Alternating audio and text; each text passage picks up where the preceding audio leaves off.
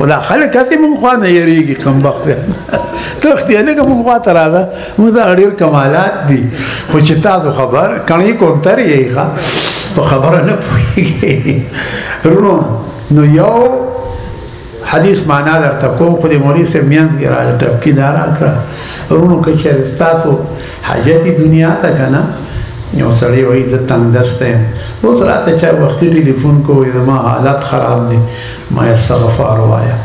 استغفر الله الذي لا اله الا هو الحي القيوم زور وایي ښه چې دنیا په کار نو زور وایي نو چې دې زور دا زورم فضله دی دنیا هم فضله ده نو دې سړي له به دنیا ډېره راځي زه خو کله زور وم کله پیښ وم ځکه دواړو ته حاجت دی که نه ربنا آتنا في الدنيا حسنة وفي الآخرة حسنة وقنا عذاب النار نو دا که دنیا ته مجدي نو استغفر الله الذي لا اله الا هو الحي القيوم زور بواي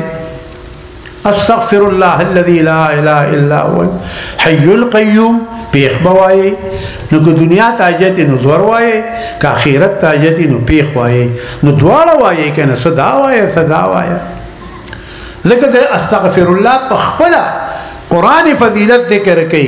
قلت استغفروا ربكم انه كان غفارا يرسل السماء عليكم مدرارا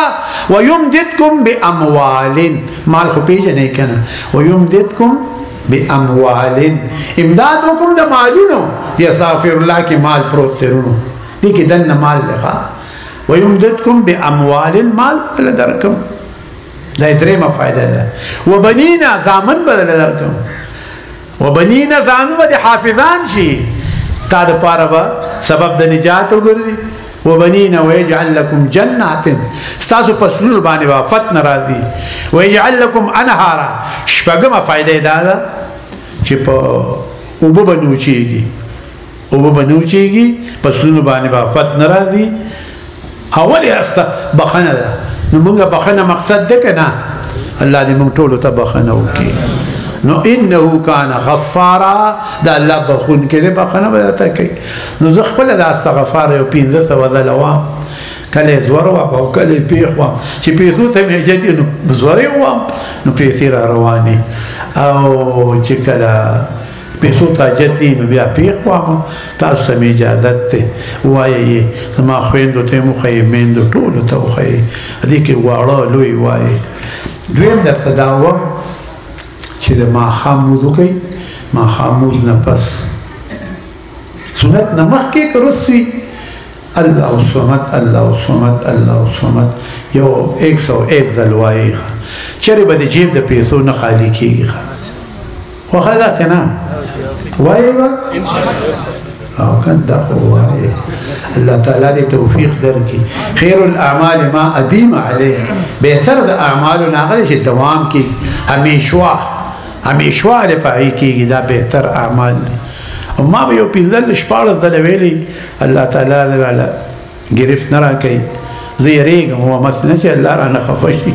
چې ته خو ما دنیا دپاره یادې نه زه دنیا دپاره نه یادوم زه د الله رضا دپاره خو تاسو دپاره مو زده کړي دي تاسو دنیا ته محتاج یې جدانو درڅخه ییم نه قرض غواړئ څوک قرض دار یې څوک څه تاسو له مو زده کړي دي ما زه یې خو ما خو تجربه کړې ده تاسو پې هم تجربه وکړئ لون ته په خپله به حالات خرابېږي خراب حالات به درته ښه کېږي قرض به درنه ختمېږي دولت به دله الله راولي قرآن شریف کې کوم نشته دی یو شی چې ته هغه وایې او که ډېر ضرورت دی د سهار د لمونځ نه مخکې سړی وایي ما باندې کروڑونه روپۍ قرض دی یا مغني 1100 ځله وایې الله تعالی به دې غني کړي الله تعالی دې تاسو له او موږ له توفیق راکړي دا په دا درې جادې تاسو له ډېرې دي یو الله استغفر الله بل الله الصمد بل یا مغني او دا درې